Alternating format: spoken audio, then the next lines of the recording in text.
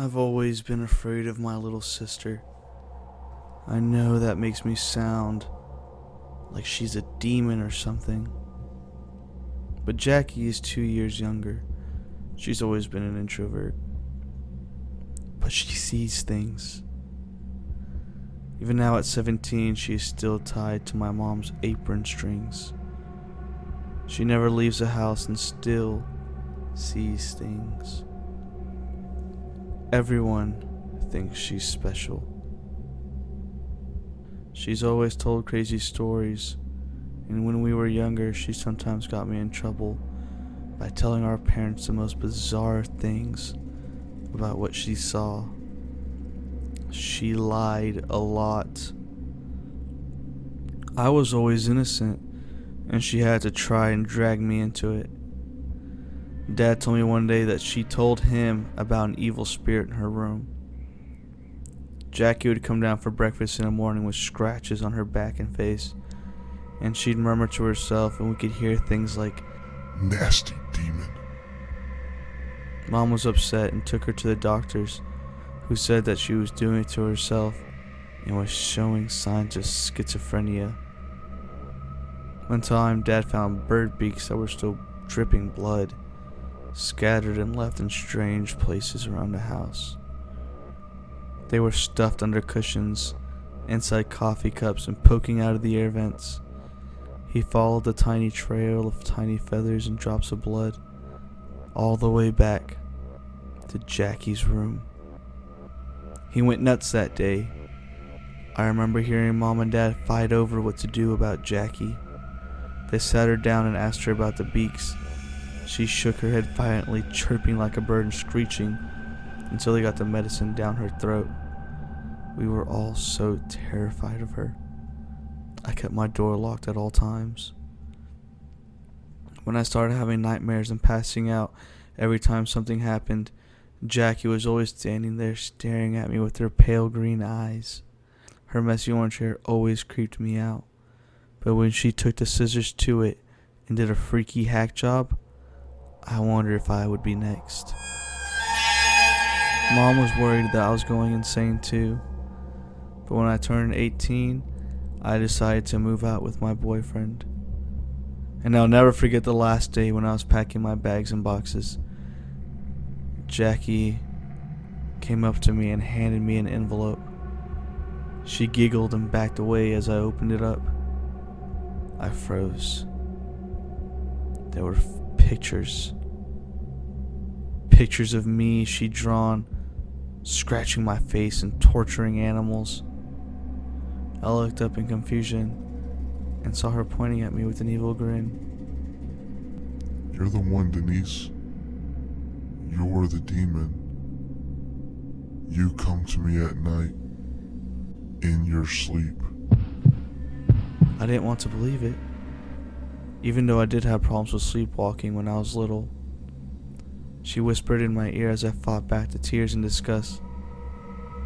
"Keep bringing me the baby birds, Denise. I like the crunch. And if you don't, I'll tell, and you'll be taken away."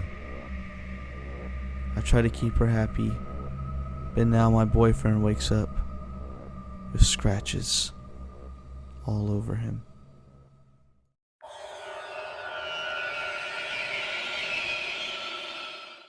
My best friend Sasha committed suicide 5 years ago at 27. She had an identical twin named Sarah. Even though we'd never been that close, Sarah and I soon gravitated towards each other in order to cope. We formed an even closer bond than I had with Sasha, which made me feel guilty at times. Still, her parents were very grateful for our new friendship, which helped with the grieving process. One thing has become a nagging issue though. To this day, Sarah still doesn't like talking about Sasha and does not feel like showing any photos or videos of her twin. At first, I assumed it was the grief. I soon discovered how temperamental she could be. When her mother asked if I could help sort through Sasha's stuff, Sarah was annoyed.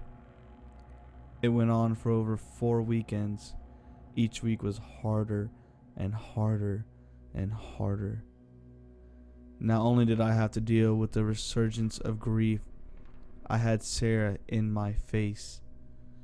Even Friday night, I had to fend off Sarah's alcohol-fueled phone calls and threats of never speak to me again.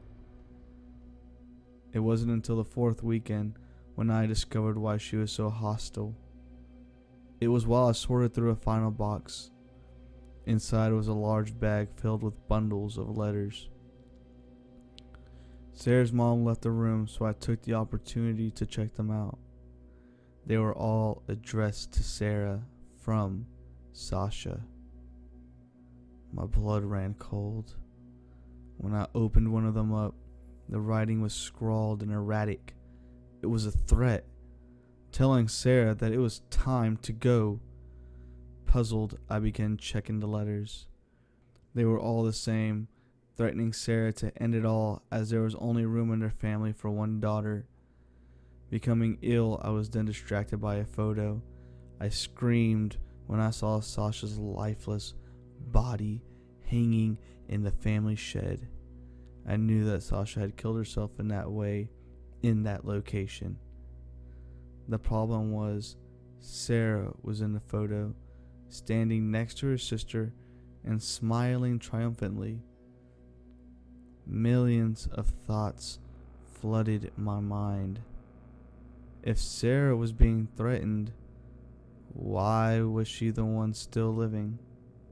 Then it hit me. Sarah is the one who died. The only reason we assumed the remaining twin was Sarah was the birthmark on her cheek. A pale silver crescent moon only a centimeter across. The fact that Sarah was a makeup artist for a film production company made perfect sense. My best friend killed her twin sister and made it look like suicide and took her place. While all this was dawning on me, I heard footsteps racing into the room. I looked up and saw Sarah, who was really Sasha, smiling in a strange way. She leaned over and snatched the bag out of my hands. She said creepily, We won't need to hang on to that stuff, will we? She also slowly pulled the photo out of my hand and tossed it into the bag. Then she reached down and brushed my hair away from my face with a menacing look in her dark, cold eyes. Best friends for life, right? She asked. Even though I knew I was in the presence of a killer, I had no idea what to do. When her mom came into the room with a tray of lemonade and cookies, Sasha took a glass after tossing the bag next to the door. Thanks, Mom. This must have been hard for both of you. I'm sure Sasha is watching over us. She sipped her lemonade while looking right at me. All I could do was go along with it. I saw Sasha take the bag and throw it into the trunk of her car. By then I was planning to call the cops as soon as she was gone, but she seemed to be able to read my thoughts. She hissed into my ear while digging her fingers into my arm. This isn't my first rodeo, whore, so you need to keep your mouth shut, okay? She then traced her fingers across her throat for emphasis. I nearly screamed. Over her shoulder was an apparition. It was Sarah. Her ghostly finger came up to her mouth to silence me. I saw her neck slightly bent as she mouthed the word, "Wait."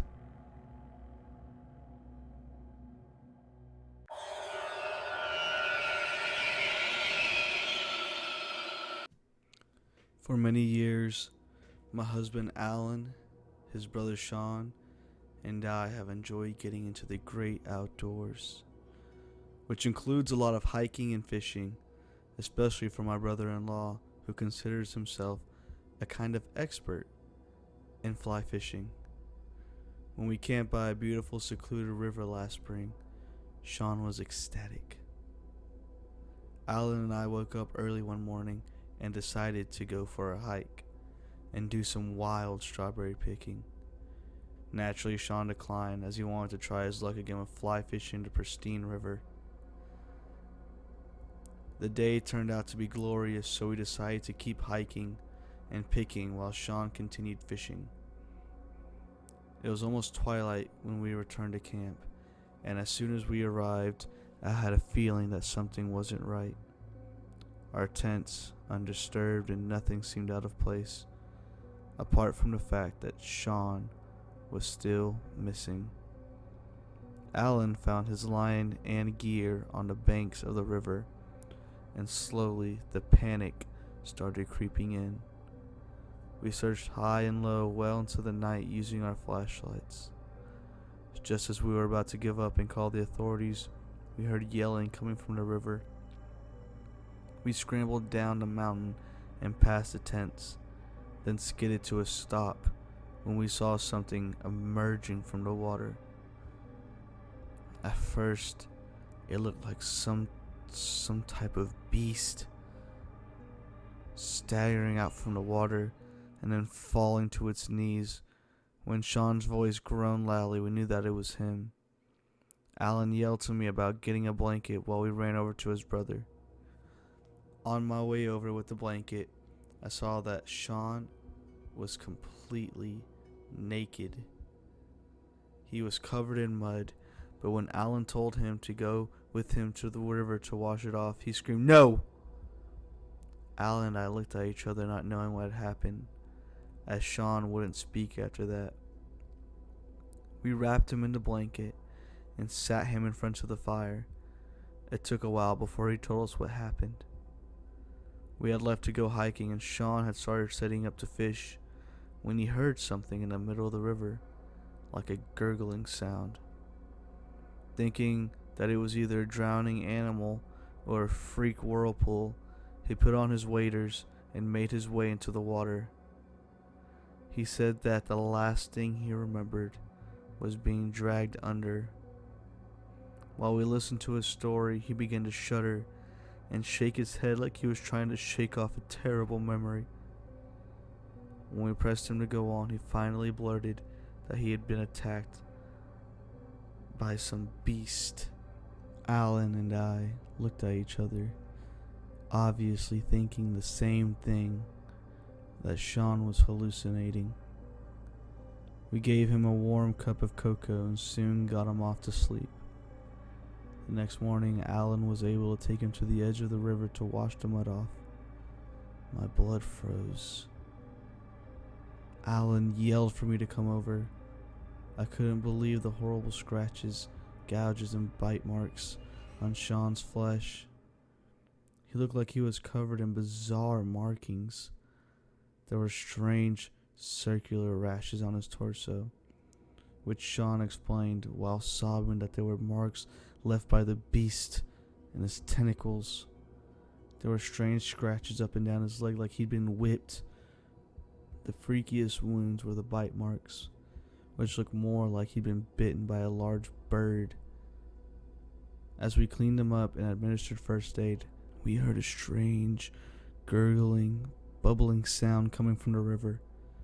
Sean screamed and raced up the mountain before he even got dressed. Alan jumped up, packed the gear without even checking what the creepy sound was. He said, "We're not waiting to find out. Let's go." Wasn't long before we raced after Sean back to safety. All three of us still don't have the guts to go back and never figure out what happened that day or what creature lives in the river.